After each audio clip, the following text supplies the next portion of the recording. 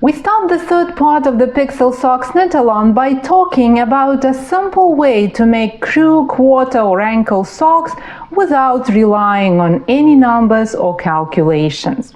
I also show you a trick that makes the transition between rounds of the color pattern neater and flatter. Then we decide whether we should decrease stitches before we make the cuff using the easiest way to knit twisted ribbing in the round. This method gives us a chance to try our hand at the Eastern knitting style.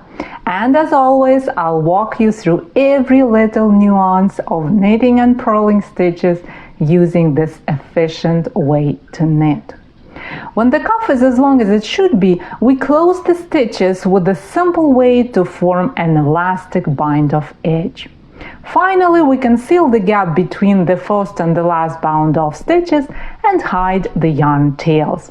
Because we wove in the tails as we were making the toe part of the sock, this task doesn't take long now that the sock is finished.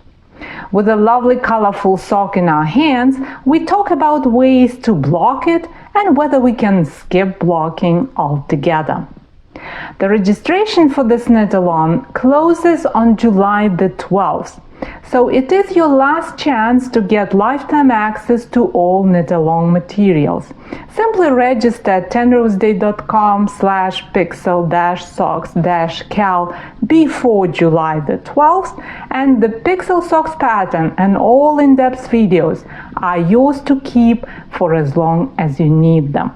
This knit-along will also stay a part of the club resources, and you can easily follow it anytime when you join the club at tenrosday.com/join-club.